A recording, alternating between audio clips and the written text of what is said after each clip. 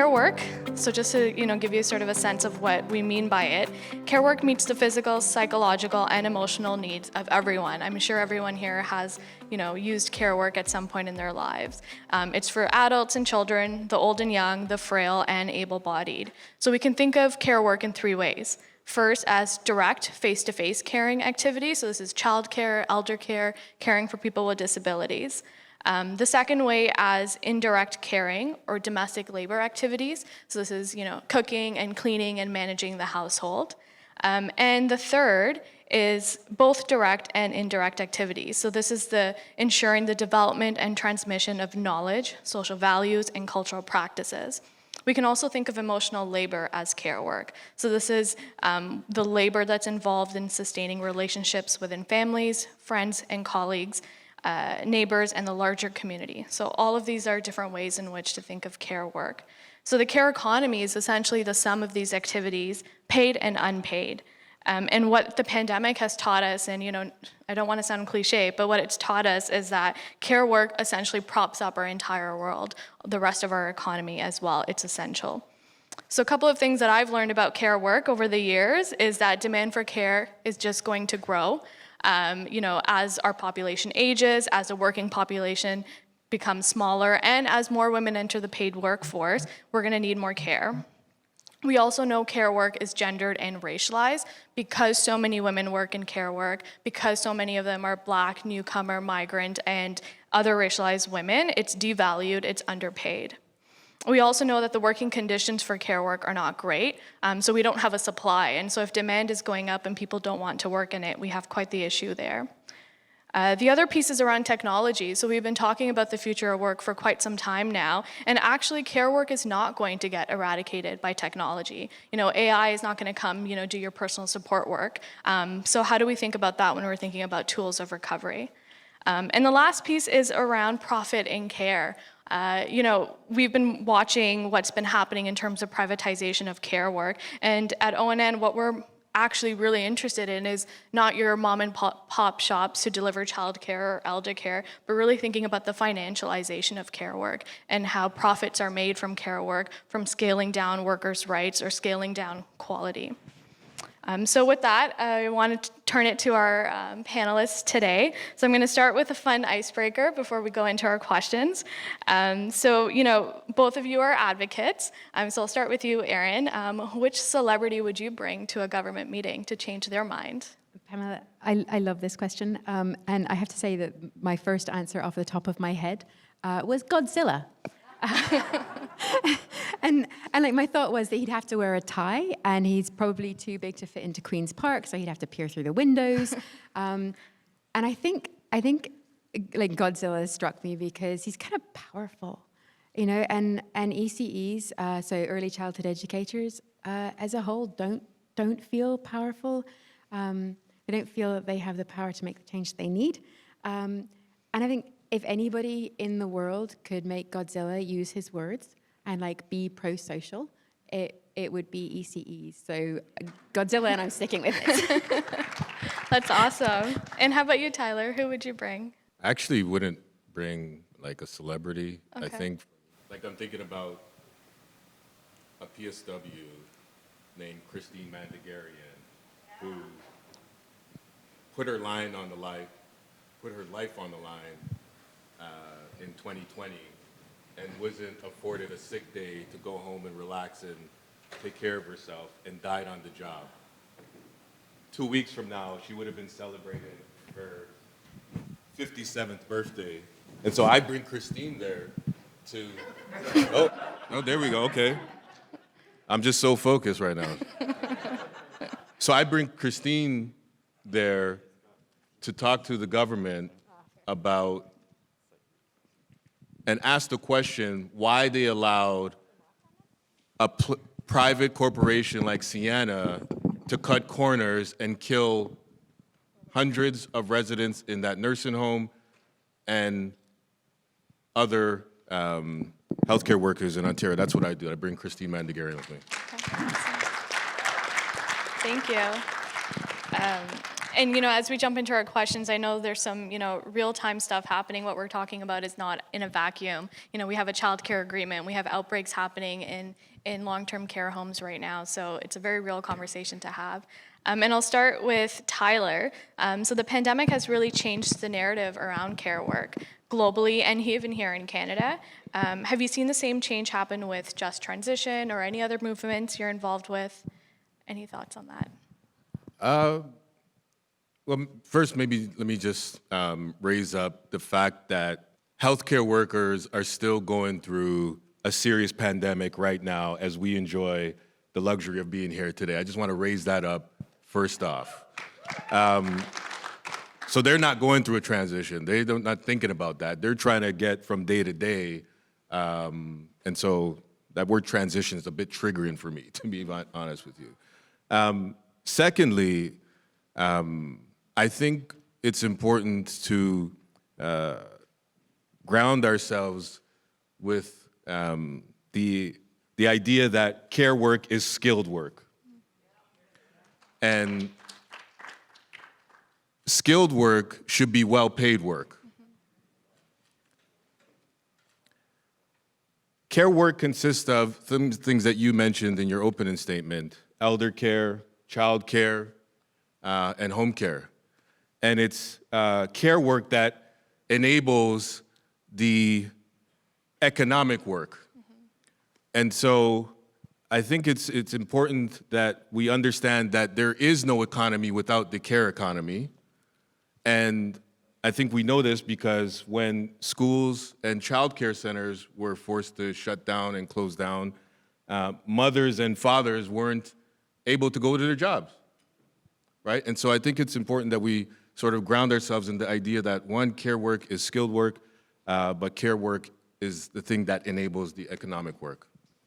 Yeah, and we've seen that play out. We've seen that in news. We've seen that in public narrative, but that hasn't translated to policy, right? That hasn't translated to workers' rights or higher wages for care workers across the province. And so, turning to you, Erin, public narrative does matter, right? It has the power to transform public policy responses. So what are you seeing in terms of public policy response to the care crisis? I know you can talk about the child care agreement that's happening and the value assigned to care work, as Tyler is talking about. Yeah, I think there are kind of three parts to that question. In that public narrative, we know that stories matter. Stories have been you can't overstate how important it's been to share stories and to use stories to build an ECE-led movement. It has been, it's let ECEs find each other, it's let them find their power, and it's let them belong. Belong in advocacy work in a way that has been life-changing. People, they've told me that it's life-changing. So those stories are hugely important, and we know that those stories, that the ability to change people's minds, it happens. On Monday, at the press conference, when Doug Ford said, ECs deserve to be paid better, he didn't come up with that himself. That is an idea. He didn't think of that himself. That is an idea that he has heard from ECEs in phone zaps, when they've called, and hundreds of them have called and left messages to tell them about what it's like to work for the wages they work for. And thousands of them have sent letters to tell them exactly what it's like. So we know that public narrative is important and it works. And the public policy response, a week ago, I would be giving you a different answer because as of Monday, we live in a different world. And I barely remember optimism. But it's been 50 years of struggle and 50 years of fight. And we're at a place that we've never been at before. As of Monday, we have a Canada-wide childcare system. And because of the NDP, and because of cooperation, we have a chance to keep it. For this generation, and the next generation, and the next generation after that, we have a chance to have a system that stays and that changes lives, and that's a big deal. That last part of the question, what's the value of work? We kind of, it's interesting because we know the literal dollar amount that people like across the country that is assigned to EC and to care work. And in Ontario, it's $18. And that's not enough. It's not enough by a long shot. It doesn't reflect the work. It doesn't reflect the value of the work. And it doesn't do anything to address the retention crisis. You know, we did a survey a year ago and thousands of ECEs answered, and 40% of them told us that they were seriously considering leaving the workforce. Excuse me. That same 40%, the exact same 40% said that they loved their work. And that is heartbreaking to me, that people who love their work are considering leaving their work because they can't survive on the wages they make. And $18 a day, $18 an hour does nothing to address that. So, yeah, long answer. No, that's good. I'm going to move in to talk about privatization and financialization of care. So in the UK and Australia, we know seniors care and even childcare is delivered by for-profits. We know it's also been financialized. So what I mean by that is big corporations making profits in other parts of the world and shareholder dividends and really leveraging care services and the real estate and the capital that comes with it. So Tyler, what are you sort of seeing? Like, what's the privatization happening in the spaces you work in, and what can we do about it? I think the way to begin thinking about solutions is through the lens of people first. I think when we all understand privatization, it really is the race to maximize profits over people. And I think about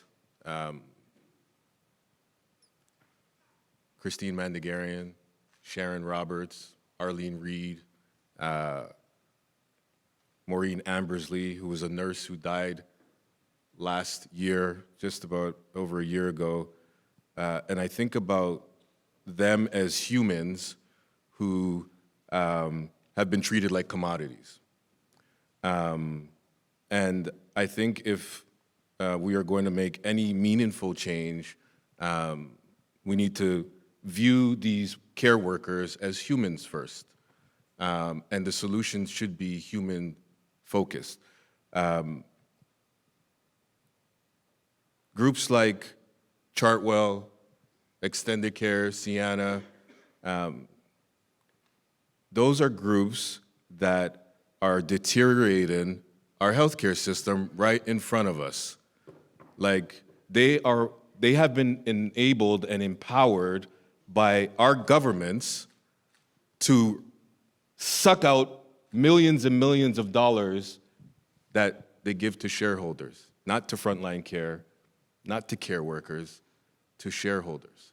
And so that is the system that we are living in, and it's not human-based. It's not about the humanity. It's not about thinking about care being provided by humans. It's about how do we maximize our ability to make money for our shareholders. And so I think, and you know what, let me just share this example, because it just happened today. And I was thinking about not sharing it because I don't want to be emotional about it, but I feel like this is a real emotional moment for so many. And so many of you may probably know that we've been in SEIU and ONA and launched a court challenge for pay equity many, many years ago. Many, many years ago. And years upon years, these employers have denied women with the right to pay equity in the province of Ontario. Many, many years. You're talking about thousands of women who are owed millions and millions of dollars, and they've been denied the right to get their pay equity. And so last year, if any of you have been following the case, after all of the dancing around and maneuvering from employers and governments to deny these women the right to pay equity. The Supreme Court finally said, you know what? There's nowhere else for you to go. Go back and follow the Pay Equity Act, because that's all we've been asking them to do from day one, right? And so when you think about the winners here, it's not the workers that are winning, it's the lawyers, it's the arbitrators, it's the government, it's the employers, it's the shareholders. And so this case is extremely frustrating because last week, and I don't know if I'm gonna get in trouble for even sharing some of this shit, but honestly, it's just, last week we met with this group of employers, Bob Bass, some of you may know this individual, Bob Bass, who represents these private corporations as their legal representative. And so the act is freaking clear. The courts basically said, go and follow the act. And so we come to negotiations to follow the act, the Pay Equity Act. It's freaking pretty straightforward. And this guy comes with a sheet of paper across the room and he gives it to us as a proposal. And it had nothing to do with the act. He said, you know what, we're not even talking about the act. We don't want to talk about the act. We're going to ignore the act. But here's what we're going to give you as pay equity. I don't want to follow the process. And, you know, obviously we go back and forth. We try to convince him. Within 4 hours, we were done. And we had 4 days of negotiations and it lasted 4 hours. That's pay equity. That's what they've been empowered to do, emboldened to do by this Ford government in Ontario, you know? And so when we talk about privatization, we talk about, you know, the workers are losing, the residents are losing, you know, the families of those residents. And you think about how many families have been impacted in the last couple years, how many of our seniors and elderly have died under their watch, and nothing's happened to them. And so that's privatization in Ontario. Thank you. I'm glad you shared that example because, you know, we talk about gender equity and economic justice in that way. And so why can't we pay women workers what they're owed, right? And I'm thinking about, Erin, the wage grid that the early childhood educators are proposing, which is starting at $25. Current agreement that's been signed is starting them at 18. But imagine if the lowest paid workers were making 25 bucks an hour, like what that would mean for them, right? And I just wanted to also give you a chance to talk a little bit about the privatization piece because it's so at the forefront right now with the agreement. And the language that we're hearing is we need flexibility. We need options for parents. We need to make sure everybody has, access to childcare in that way, and not everybody wants to go to a childcare center. We're hearing, the women entrepreneurs need this, so we need a mixed system or we need a for-profit driven system. Any thoughts on that? Yeah, I mean, that concept of flexibility is infuriating to me because it's not flexibility, it's not choice when you are backed into a corner, when you have the option of unlicensed home childcare or nothing, or not working. It's not choice when no not-for-profit exists in your town, and that kind of image of the kind of mompreneur and kind of the mom and pop shop. Except it's not that. It's shareholders. It's not extra money for dance classes for a family. It's yacht money when we're talking about money for shareholders, and that is not okay. The public money should be going directly into the pockets of that it's spare change. Yacht money for dudes in suits is not okay, and to have the opportunity to stop that happening and to waste it makes me a bit angry. And it means that there's still work to be done. There's absolutely still work to be done there. Yeah. So I wanted to move into talking about the intersections between just transition. I'm new to the just transition conversation, so how I understand it is, fossil fuel jobs that are not going to exist anymore. If we want a green, decarbonized economy, how do we move those workers into other jobs? So I'm wondering what you guys are seeing in terms of the intersections between care work, so childcare, seniors care, and this whole just transition movement. Are there any intersections there? So right here in the nation's capital, you have, that we know of, PSWs, personal support workers, who during the day provide love and care in nursing home settings, okay, to our elderly. At night, they're forced to go and sleep and live in homeless shelters. Right here, in the nation's capital. Sad thing is, this is a reality for so many across this province. And so when we think about the just economy, it's how do we correct those things? Why do they have to live in a homeless shelter if they're providing care for everybody else?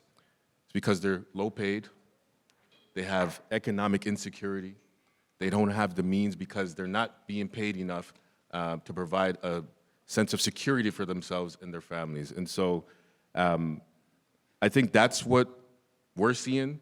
And there's a number of examples that are out there that it really is a sad situation for so many care workers. Care work isn't going anywhere, you know? We have a kind of a growing population of seniors, and there's more women working outside the home. These are jobs and a sector that is not going anywhere, and the demand's only going to increase. And if those jobs were decent jobs, if they paid enough, you know, if they were decent work jobs, that's thousands of jobs that are pretty carbon neutral. You know, there's not, care work's pretty green. Yeah, and it's really important that that's part of a just transition. You know, the fossil fuel industry gets billions of dollars in subsidies, and thinking about what that money could do in providing decent work, and not just decent work, but well-being for all of us. Like, all of our lives improve when care is accessible. And,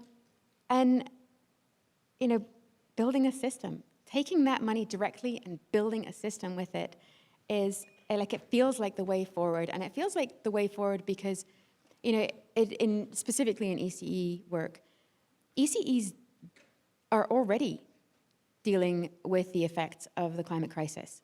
You know, if they can't take their kids for a walk because of the effect of forest fire smog, if they can't go outside because it's too hot, they are already feeling the impact of the climate crisis. And that is, you know, of course they should have a place in thinking about how we fix it.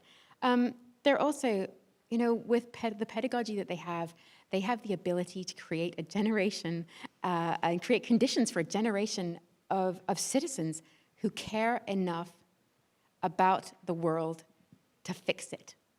And that's, you know, that's a power, and I think there's absolutely place for care work in the just transition.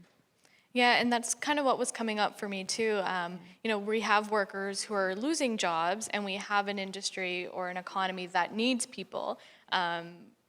And so how do we create those pathways? And I wonder, and I don't know if there's other people in the room who might know more about this, but is it because the fossil fuel are very like masculine jobs, or a lot of men or male class jobs? And so is there a barrier in terms of transitioning that into more feminized care work, or, you know, if that's a barrier? Maybe, but you know, we were in the green room earlier talking about the fact that care work is some of the most strenuous physical work that there is.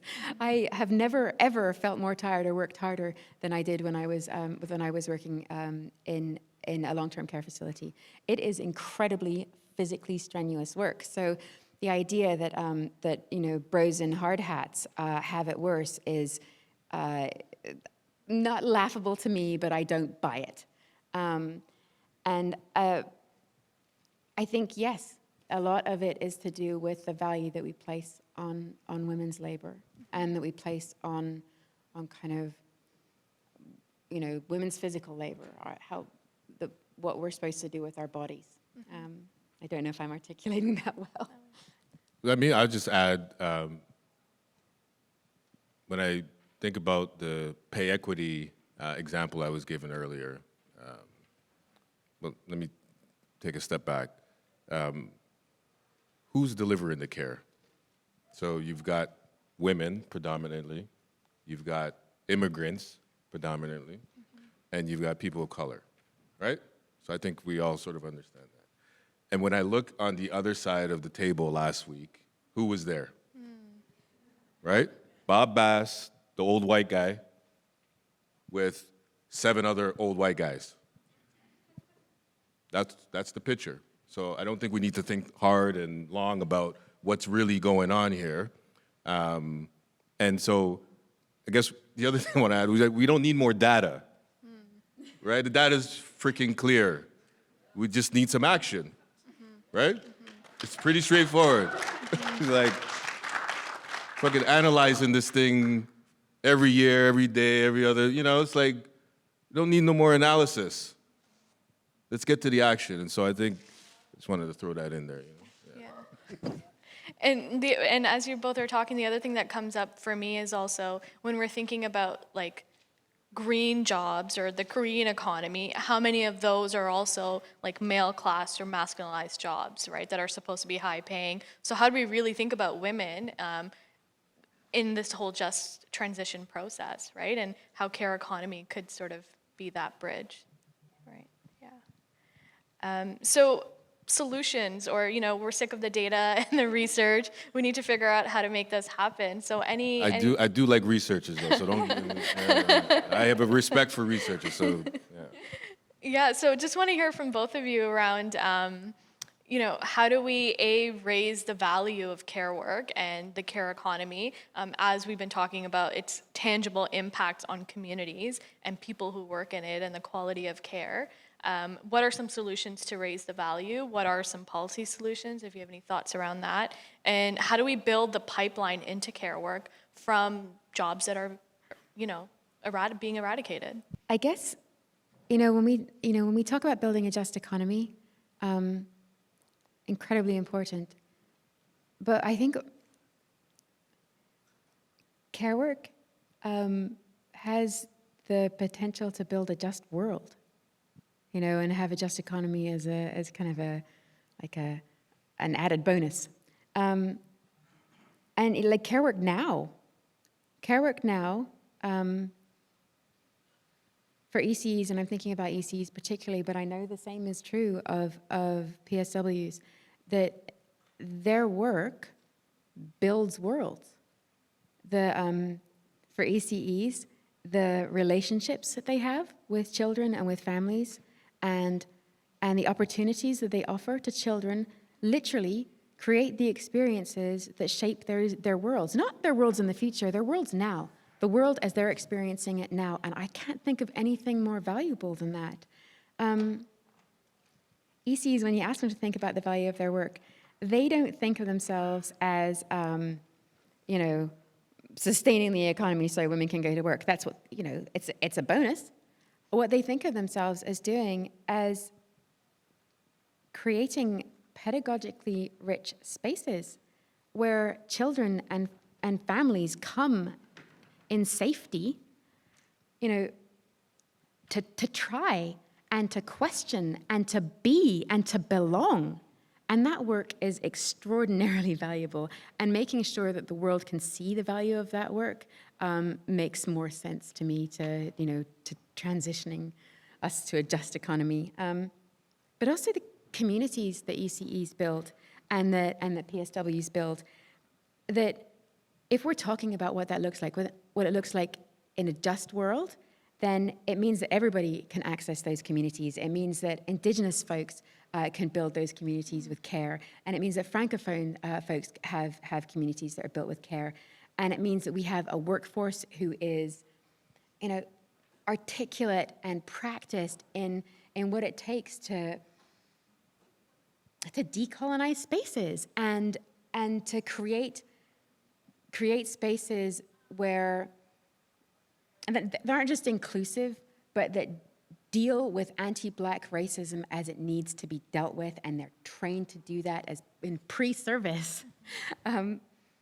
Because we know that students want that now, we know the ECs want that now. And to be able to have that funded and for everybody, like that's, for me, what a just economy looks like.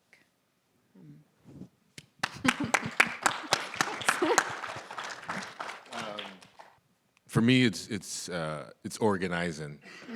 You know, when I think about the women that are in our union, 60,000 members, predominantly women in our union, and I think about all the other unions that represent healthcare workers, you know, in the province or across the country, and I think about the opportunity to have those women use their voices to affect change.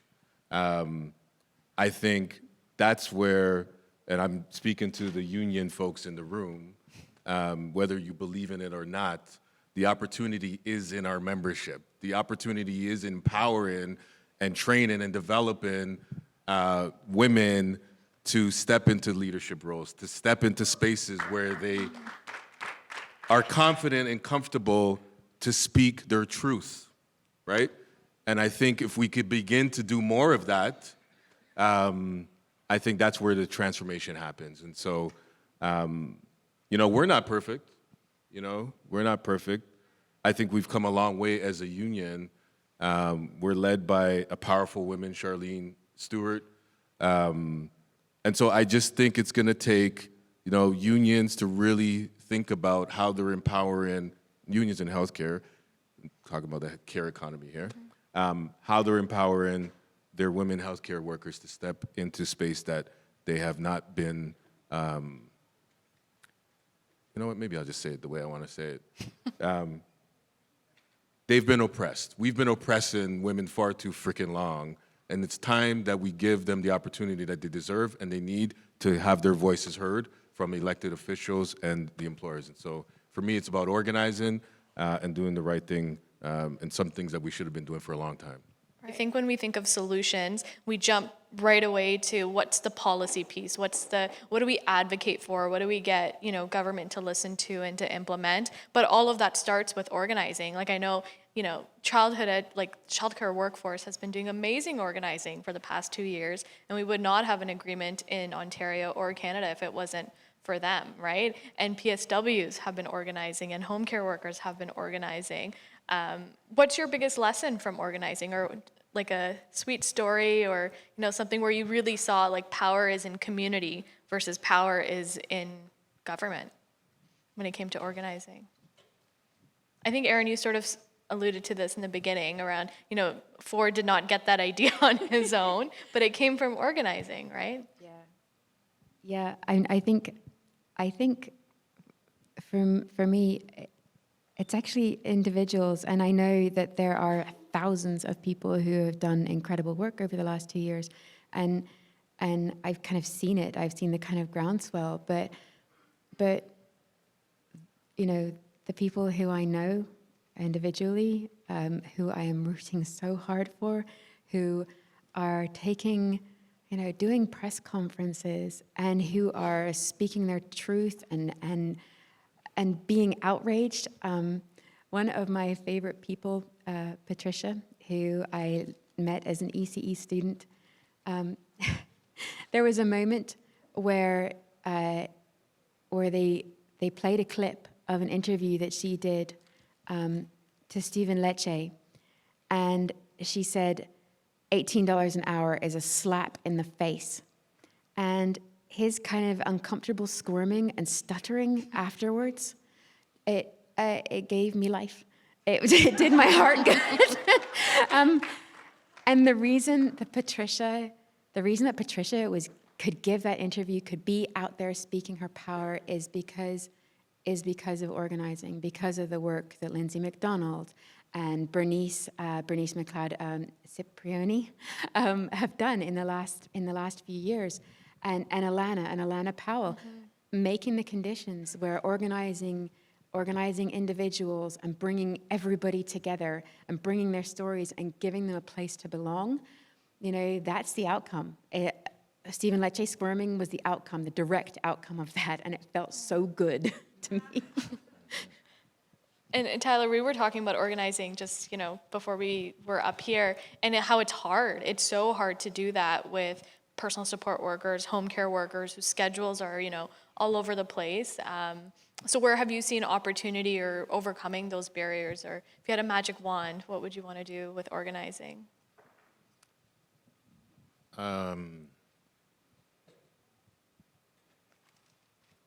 I think it's fairly straightforward. I think it's believing in the people, that they have the ability to speak and to advocate for themselves. What they might need is a little push, right? A little guidance, some support. And, and I'm just speaking from my own experience and some of my frustrations in terms of what I've been around, where I hear some folks say that, members won't understand. You know what I'm saying? Like, some folks say, oh, members won't understand, so we can't communicate with them, or, we can't. It's like, what do you mean they don't? And so I think it's like, let's get rid of that thought process, and let's think about how do we get our folks and our power, because that's our power, our people, right, to a place where they understand, to a place where we can organize collectively and build power collectively. Not, and I'm an elected officer, so I'm a leader, if you will, but not the leaders going to Queen's Park and the House of Commons, but the frontline workers going there. Like, let them go and share their stories every other month, right? Like, for me, that is more important.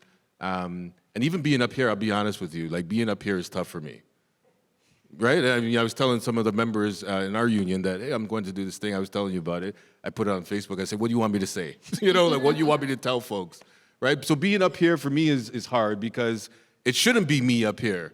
It should be a healthcare worker who's been, like, spat on and shit on and, like, kicked and punched, and a nurse who has been working short for the last 20 years. Like, that's what you need to hear, and we need to hear more of. And so that, for me, is about organizing and letting them have their voice. Not someone like me who's a leader, but them, because they're the real leaders out there.